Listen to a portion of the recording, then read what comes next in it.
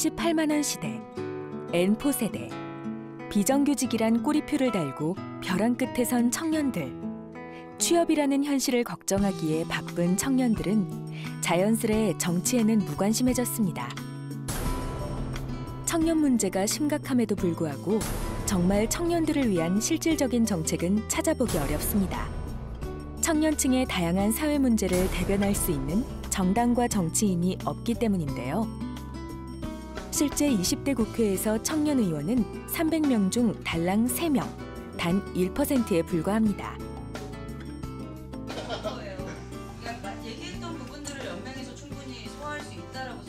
이렇듯 아직까지 한국에서 청년 정치인은 낯선 존재인데요.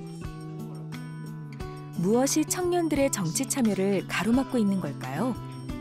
쉽게 말해서 이제 지역사회에서 청년 활동을 하다 보니까 제일 중요한 게 청년들이 직접 뭔가를 해야 되는데, 뭔가를 반드시 해야 되는 게 있는데 이게 거쳐서 오잖아요. 그럼 청년들이 직접 하는 게 더 쉽단 말이죠. 분명히 그 사이에서 세나가는 예산도 많을 것이고, 그래서 저는 청년들이 직접 해야 되는 부분이 반드시 있다고 생각을 합니다. 청년들한테 필요하다, 청년들은 이런 것들을 원한다, 이런 것들이 논의 자체가 이제 활발히 되고 있고 청년 문제라고 인식을 하고 있는데, 그거를 해결하는 주체는 청년이 아니라는 거죠. 그렇죠. 위에 어떤 기성세대들이 청년 문제라는 것을 인식하고 그걸 해결해 나가려고 하다 보니까. 세 분이 계시는데 이제 세 분이 합치면 16선이세요. 네. 한쪽 지역구는 6선이시고 이제 또 나머지 두 개 지역구는 5선씩을 하셨는데, 실질적으로 16선이면은 이제 뭐 16선씩 4년을 하면은 64년 정도인데요. 말 그대로 사람 한 명의 환갑 인생 동안에 바뀌질 않는다는 게. 근데 실질적으로 16선 동안에 바뀌지도 않았고, 이제 시민들도 이제 불만을 갖기 시작을 하고. 청년 문제가 심각함에도 불구하고 해결책이 나오지 않는 것은 젊은 세대들의 정치적 무관심도 영향을 끼치고 있습니다. 사실 저희는 태어나면서부터 별로 큰 사회적인 그런 문제가 없었던 것 같아요. 산업화도 이루어져 있고 민주화도 이루어져 있는 상태에서 일어났는데 잘 먹고 다 잘 살고 있고, 너희들은 왜 공부 안 하니? 내가 부모님이 뭐 내가 지원 안 해주는 것도 없는데 너희들은 왜 공부 안 하고 사니? 그렇게 자라온 세대이기 때문에 청년들 자체가 관심이 너무 없었던 것 같아요. 저희 세대 애들만 봐도 뭐 저희 삼촌 세대 때 막 민주화 한다고 막 데모 하시고 다니고 이랬다면, 저희 때는 그 나이 때 애들이 당구 치러 다니고 PC방 다니고 뭐 게임하러 다니고 그런 분들이 지금도 제 주변에 너무 많이 있으니까, 진짜 청년부터가 저희 같은 단체를 좀 중심으로 해서 좀 더 많이 관심을 가지고 목소리를 내야지 또 기성세대가 더 잘 알아들을 수 있겠다, 저는 그렇게 생각하고요. 문제 해결을 위해선 청년 문제의 당사자인 청년들이 직접 제도 개선의 주체로서 국회에 진출해 목소리를 내야 하는데요. 하지만 우리나라에선 아직까진 청년들이 국회에 진입하기엔 장벽이 높은 것이 사실입니다. 어쨌든 출마를 하려면 무소속은 현실적으로 불가능하지 않습니까? 정당에 소속이 돼서 출마를 해야 되는데, 그렇게 되면은 결국에는 자기가 하고 싶은 정치나 자기가 하고 싶은 방향이 있더라도 공천권 문제에서 거기에 맞춰갈 수밖에 없는 상황이 나옵니다. 뭉칠 수가 없고 흩어졌거든요.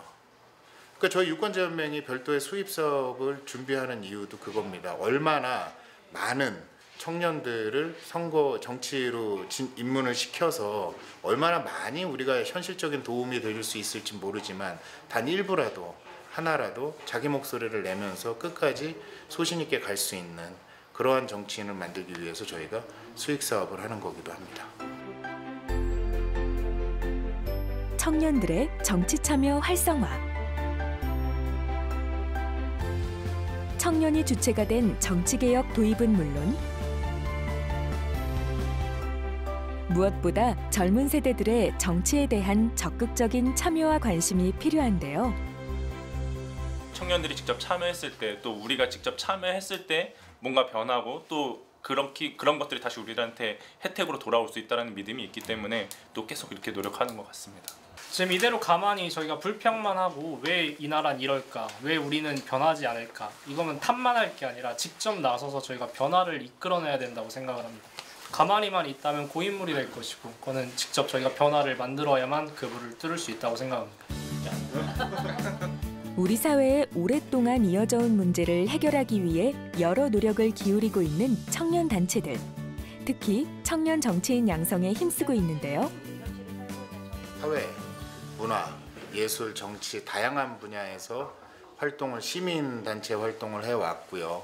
그다음에 각 분야의 새로운 인재들을 양성해내는 그런 인재 양성소의 역할을 지금까지 해왔는데 정치 분야에서만큼은 청년들의 활동이 기득권층에도 막히고 어디를 통해서 어떻게 시작해야 될지도 모르고 청년들이 정치를 참여함에 있어서 굉장히 혼란스러워하는 그러한 일들이 많았는데 내년부터는 정치에 참여하고 싶은 청년 정치 인재들을 모아서 정치 인재 양성에 많은 힘을 쏟을 그럴 예정입니다. 청년 문제를 해결하는 열쇠, 청년 정치 참여. 청년들은 물론 우리 사회와 정치의 변화가 필요하지 않을까요? 책임지는 참여가 미래를 창조한다.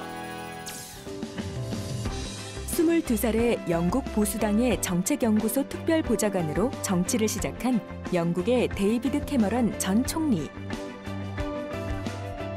22살에 입당해 41살 때 최연소 노동당 대표가 된 토니 블레어 전 영국 총리. 제신더 아던 뉴질랜드 총리는 17살 때 노동당에 입당. 2008년 뉴질랜드 의회에 진출했고 37살의 나이로 총리가 됐습니다. 외국의 경우 어렸을 때부터 정치 경험을 쌓고 중앙정치에 진출하는 것이 일반적인데요. 외국의 경우에는 어릴 때부터 정치에 관심을 갖게 만들고 그다음에 자기 주권자에서 권리를 행사하는 것이 얼마나 의미 있는 일인지를 교육하는 민주시민 교육이 잘 이루어지고 있거든요. 몇몇 나라들을 보면 실질적으로 학생들을 대상으로 실제 선거가 있을 때 그 후보자들에게 투표를 해서 결과를 이끌어내는 모의 선거 같은 것도 실시를 하고 있습니다. 이건 무슨 말이냐 그러면 학교 현장에서부터 정치에 대한 관심을 가지고 선거를 학습하고 체험하게 만들면서 건전한 민주 시민의식을 또는 시민성을 길러 나가는 교육들을 실시하고 있다는 것이죠. 청년 정치 참여가 왕성한 독일에서는 정당의 청년 조직을 통해 10대 때부터 꾸준히 정치 활동에 참여, 정치적 자질과 역량을 키워주고 있습니다. 이 과정에서 실력을 갖춘 거물급 정치인이 탄생하고 있는 건데요. 헬무트 콜과 게르하르트 슈레더 모두 당 청년 조직 출신입니다. 스웨덴 정당들은 내부의 청년 정치학교를 통해 청년 정치인을 육성하고 있습니다. 어렸을 때부터 각종 훈련을 거치면서 정치에 입문하기 때문에 20, 30대 의원과 장관을 흔하게 볼 수 있는데요. 그중 대표적인 인물이 스웨덴 교육부 장관 구스타프 프리돌린. 스웨덴 녹색당 당원에 가입할 당시 11살. 19살의 국회의원이 된 구스타프 프리돌린은 2014년 32살에 교육부 장관에 올랐습니다. 이렇게 청년층이 정치권에서 자기 목소리를 내면서 다양한 정책들이 시행됐고 청년 문제들을 해결해가고 있는데요. 정치 경험이 없는 청년이 당선되기 어려운 건 당연한 결과인지도 모릅니다. 앞으로 우리나라도 체계적인 학습 과정을 통해 청년들을 발굴하고 육성한다면 청년 문제도 해결할 수 있지 않을까요?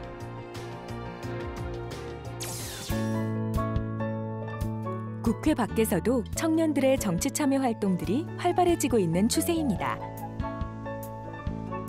그중 특정 단체나 정당의 후원을 받지 않는 순수 정책 모임, 청년 정치 크루를 만났는데요.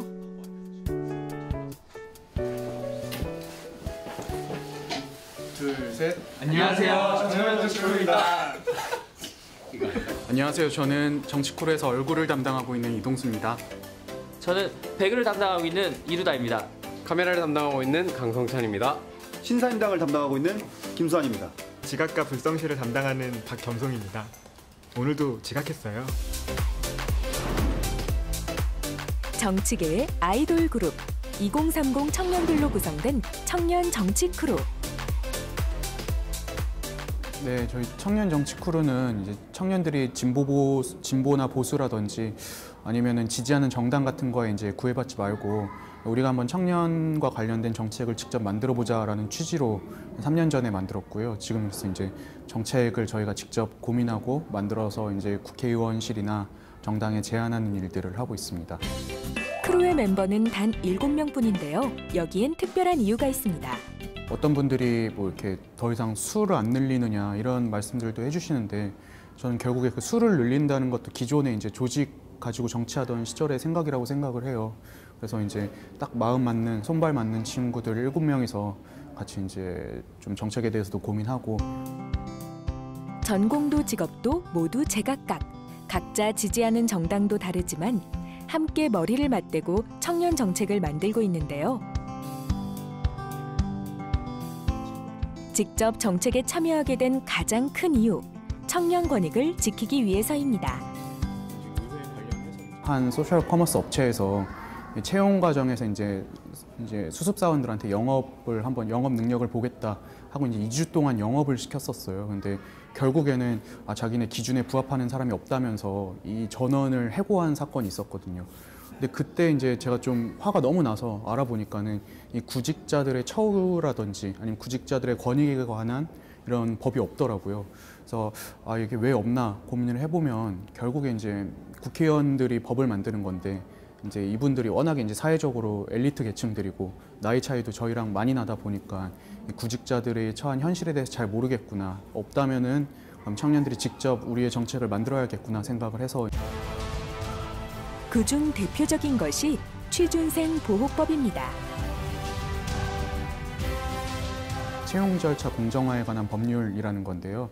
이제 이 실무 평가를 빌미로 영업을 시키고 그 이윤을 편취하는 거를 금지하도록 한 게 이제 주요 요지예요. 그리고 요즘 기업들이 사람들 채용할 때 연봉 안 알려주더라고요. 면접 때 뭐 궁금한 거 있냐 해서 연봉 얼마냐 물어보면 사회성 없는 사람 취급하고 하는데 애초에 그럼 연봉을 공개하고 사람을 뽑아라 이런 내용들을 담고 있는 게 있었고요. 또 다른 거는 이 기숙사 문제 관련해서 이제 대학이 이제 학생들을 위해서 기숙사를 지으려고 하면은 지역 주민들이 이제 뭐 생계 유지 뭐 이런 걸 이유로 굉장히 반발을 많이 해서 무산되는 경우들이 많더라고요. 그래서 이제 기숙사의 이런 건축 권한을 지금은 이제 구청에서 갖고 있는데 그것보다 조금 더 상급 기관으로 올리면은 아무래도 이제 눈치를 보는 게 좀 덜 하지 않을까. 기숙사를 짓는데 조금 더 턱이 낮아지지 않을까. 뭐 그런 생각들을 했고요. 청년들끼리 머리를 맞대어 나온 정책들은 쇼케이스를 열어 소개하고 있는데요. 정말 아이돌 가수 같기도 하죠. 저희가 이제 좀 저희가 만든 정책을 저희를 지지해주는 분들에게 소개하는 자리인데요. 아이돌 가수들 보면은 앨범 처음 낼 때 이제 본인들의 음악을 팬들에게 소개하는 자리로 이제 쇼케이스라고 이름 짓잖아요. 그래서 저희도 좀 아이돌 컨셉처럼 이렇게 좀 저희를 좋아해 주시는 분들에게 저희가 고민하고 이렇게 제안하는 이런 정책을 좀 소개한다라는 취지로 쇼케이스라고 이름을 붙여서 행사를 진행했습니다.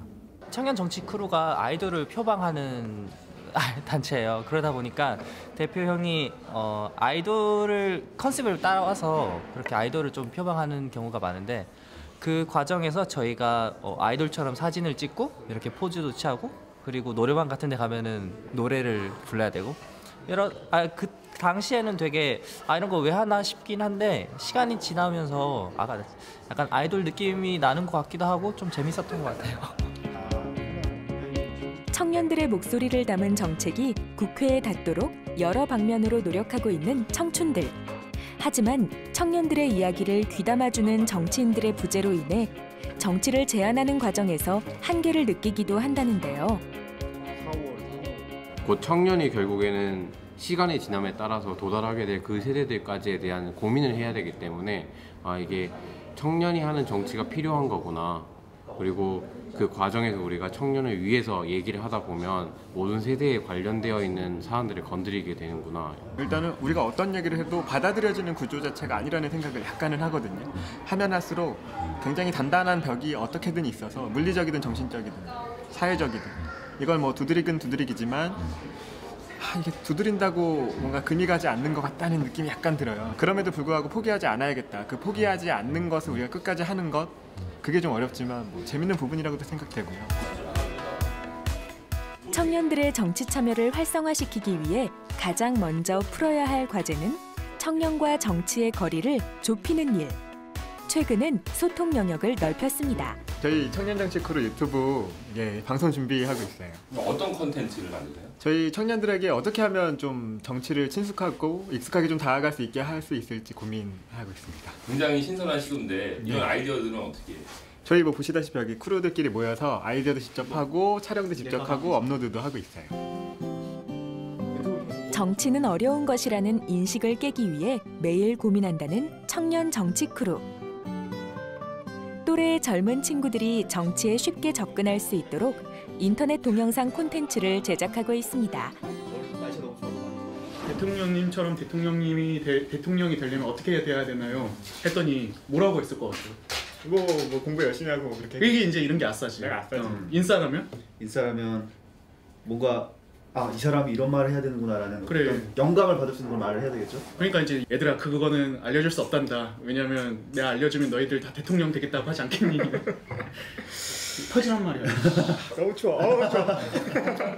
아직은 서툴지만 관심과 열정으로 만든 이들의 결과물은 정치에 무지했던 20, 30대들에게 한 발자국씩 다가가고 있는데요. 생각났어. 청년들이 변화시킬 미래를 기대해 봅니다. 청년 정치라는 이 네 글자에 담긴 간단하게 우리가 하는 정치지만은 우리를 위해서 하는 정치, 그리고 우리 미래를 위해서 하는 정치, 이렇게 생각을 하다 보니 어렵기도 하지만은 그 과정을 헤쳐나가는 게 또 재밌기도 하고. 저희 세대에는 이제 진보나 보수라는 이념의 틀에 얽매이지 않았으면 좋겠어요. 그러니까 토론을 해보고 합리적으로 저 사람 의견이 맞다 싶으면은 같이 손잡고 밀어주고, 또 저희 예를 들어서 같은 진영 아니면 같은 정당 안에서 발생한 문제라면 좀 그것도 과감하게 비판할 수 있는, 자기의 생각도 바꿀 수 있는 그런 게 필요한 것 같습니다.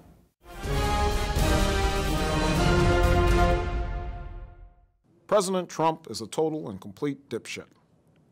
Now, you see, I would never say these things. 2016년 미국 대선 당시 전 세계를 뒤흔들었던 이 영상 기억하시나요? 세계적으로 주목을 받았던 충격적인 사건이었는데요. Someone else would. Someone like Jordan Peele. 딥페이크라는 인공지능 기술을 이용한 가짜 동영상이 진짜 행세를 한 것입니다. We need to be more vigilant with what we trust from the internet. It's a time when we need to. 그렇다면 가짜 뉴스란 무엇일까요? 가짜 뉴스는 영어로 페이크 뉴스, 오보, 거짓 정보, 루머, 풍자 등을 포함하는 포괄적 용어인데요. 점점 더 교묘해지는 가짜 뉴스, 각별한 주의가 필요한데요. 주로 SNS, 온라인을 통해 유통되고 있습니다. 유언 비어 또는 괴담 이렇게 말하다가 또 페이크 뉴스 이런 말을 하다가 요새 와서는 이제 또 가짜 뉴스라는 말을 쓰고 있는데요.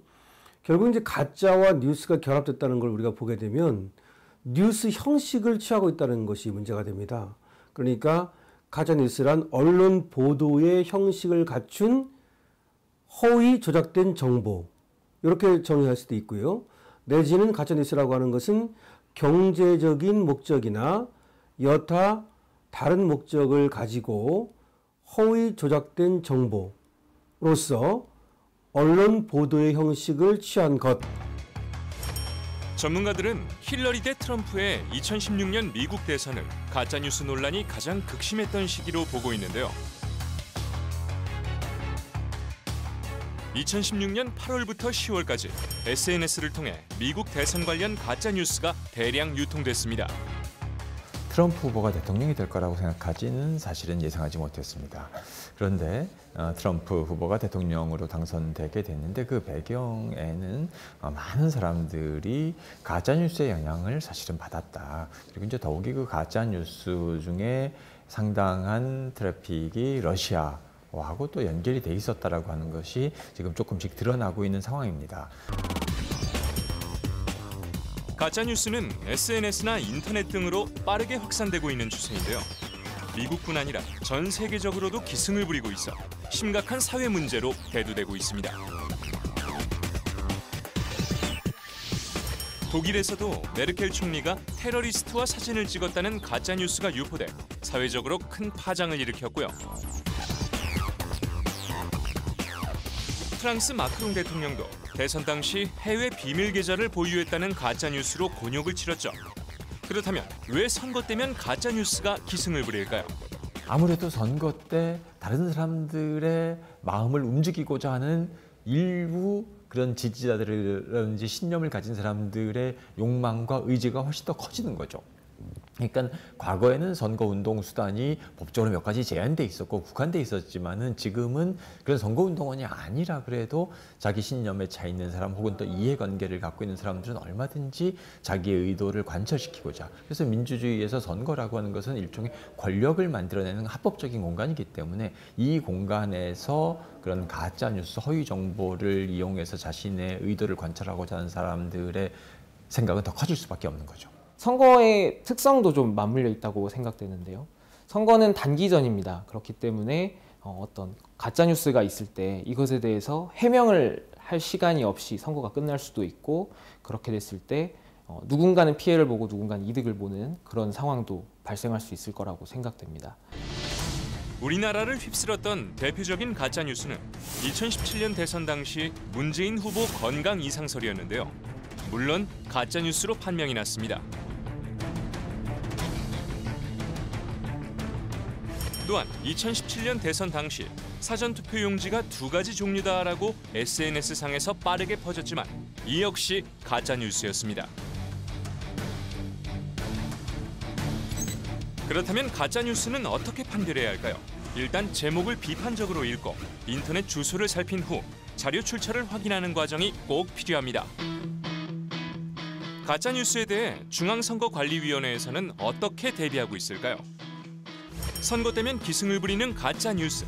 중앙선거관리위원회 사이버선거범죄대응센터에서는 선거 기간 동안 가짜뉴스를 체크 및 감독하는 역할을 하고 있습니다.